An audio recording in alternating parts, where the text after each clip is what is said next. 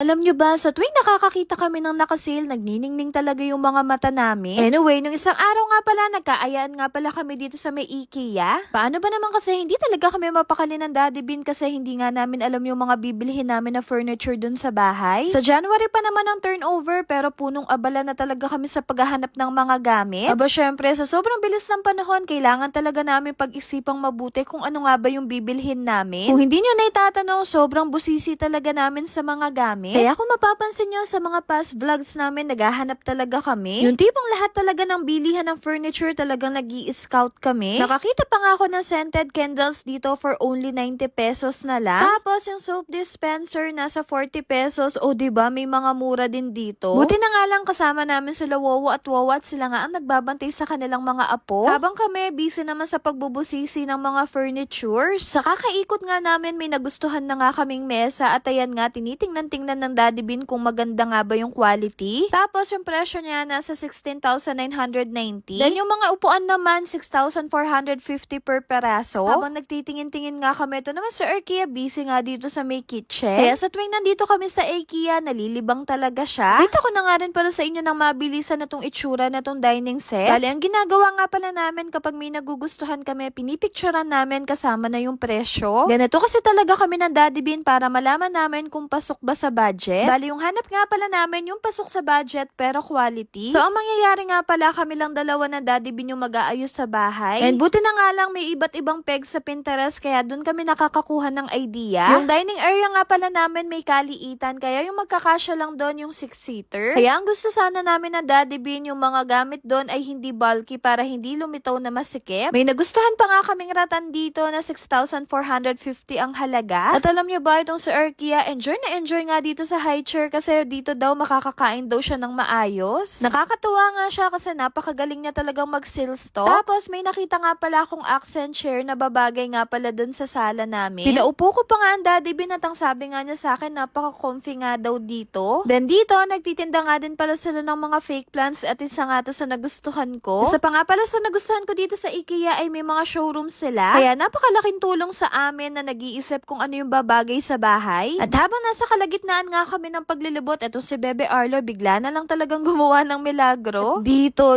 talaga ako na-amaze kasi pagpasok ko, tingnan nyo naman, para talaga ako nasa Singapore. And sana lahat ng mall may ganito para convenient sa aming mga nanay. Lalo pa naman kapag nagpoop talaga yung mga baby, napaka-hassle. Kaya buti na lang talaga may ganito sa IKEA, kaya naman mararate ko talaga sila ng 1 million over 10. As in, Zai, talagang pinadali nila yung buhay ko at hindi talaga ako nahirapan palitan at bihisan nga itong si Bebe Arlo. At hindi lang yun, sobrang komportable niya pa dito. Wala nga ako masabi kasi dito napakalinis, napakabango. At huwag kayo ha, meron pa silang nursing area kaya naman dito nakapagpa-breastfeed din ako kay Bebe Arlo. And at the same time, may play area kaya itong toddler ko sobrang enjoy. Bali dito nga pala sa loob may dalawang area. And may nakita pa nga akong saksakan dito, siguro para yun sa mga nagpapa. Kaya sa IKEA, talagang thumbs up po talaga sa inyo. Imagine, less hassle talaga to sa mga tulad ko na mga padede moms. Ito pa naman si Bebe Arlo, talagang gutumin at lagi na lang talagang naglalatch sa akin. So bukod nga pala dito, meron din silang CR kapag may kasama kang bata. Then ito namang CR na to kapag may kasama ka naman disabled. Iyang galing, sana talaga lahat ng mga mall dito sa Pinas may paganito. So balik na nga pala tayo sa pag-window shopping. Nakita nga pala to ni Dada and bagay nga daw to sa tapat namin. Tapos yung mga next nga pala namin titignan yung mga sofa. Hindi rin kasi kami decided kung anong ilalagay namin kasi ang balak namin 3-seater tapos 2